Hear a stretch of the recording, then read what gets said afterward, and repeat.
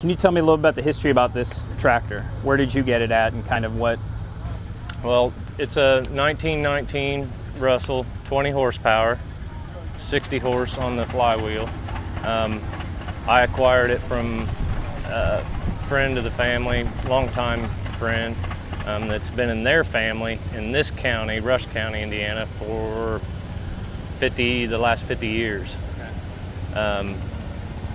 That's about all we know about it, other than we did find an article in the American Thresherman's where the original owner had it listed for sale in there in 1924, along with the separator and the water wagon, complete thrashing rig.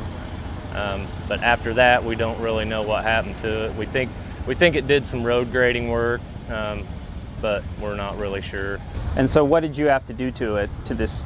To get it to where it's at now, yeah. I had to do a little bit of boiler work to it, and then most of it was just replumbing the whole thing. I rebuilt the water tanks.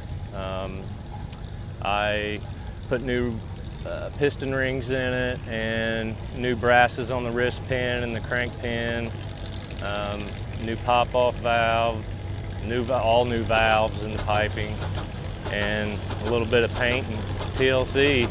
There's a couple unique things about this tractor. Can you tell me about those? Yeah, the cast wheels and then the cast smoke box is pretty unique with Russell. They're bolted on. You can remove them to get to the flues or do repairs. The pedestal is also cast, but that's a bad thing about them. They're brittle and can break if you pull on them too hard. The good thing about the cast is it don't rust. A lot of smoke boxes have to be replaced because they rust out. And that's one of the main reasons why Russell did that, right, Nick? Right. Yeah. So, steam traction engine, you guys were using this earlier today, and you were using it with a thrasher that was actually designed to be used with it. Can you tell me about that? Well, it's a 1922 Russell & Company thresher. It's a 33 by 54, and it would have come with an engine just like this, or maybe a 25 Russell, and it would have had a Russell water wagon along with it, and it would have been a whole rig that farmers would have taken from one farm to another farm. It's basically like a combine without a power source. I mean, it has all the same parts. It has the cylinder, it has the shivs and the beds that shake, the shaker beds. The machine, when you pitch the bundles into the feeder, then it goes head first into the cylinder. So the cylinder has teeth, and it's spinning around, and there's concaves that also have teeth. So the teeth are going, meshing in between each other. And as that's happening, then it's beating the wheat off the stalk. And then the stalk and the wheat both go through the machine, and it's shaken, so then the wheat usually falls down through the shivs while the straw walks up to the top. So then once the wheat falls down to the bottom, it has an auger that takes it over to an elevator and brings it back up. And any wheat that still has a shaft on it is lighter, and then it goes back through the recycler and comes all the way back through the whole process until it gets all the shaft off. And then all the straw keeps walking out the back, and then it goes into the blower and comes out the stack.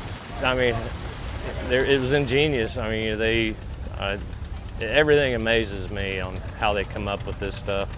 And it was all before the age of computers and drafting, and yeah. All the drafting had to be done by pencil and paper. It's amazing how they came up with all this.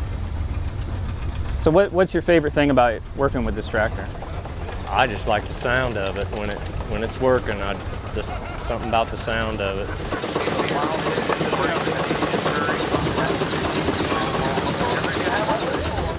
So a rig like this, if we talk about like back in historically, you would have had to have quite a bit of money to have the steam engine. You would have had a water wagon and a thrasher. And so they would go from town to town or farm to farm and do like custom thrashing? Is that kind of the history behind that? Yeah. What would that have been like? Well, and some families went together in on it and bought the rig.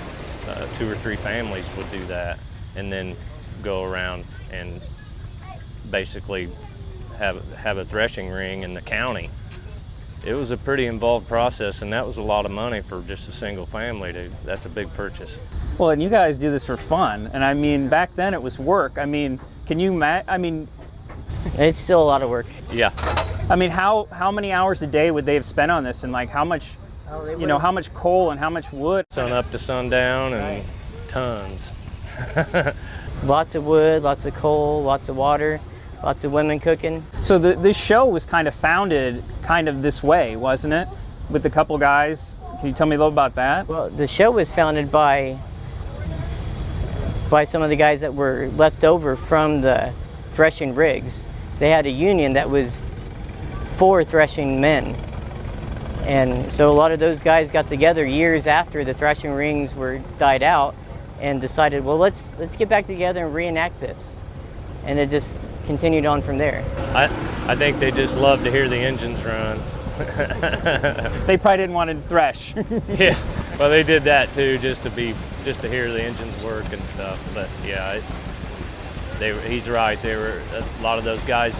Some of them were kids, just water boys or fuel boys or whatever. You know, they drove the water wagon around, but they were always around these engines when they were boys, and it got into their blood, just kind of like it got into me and Nick's blood.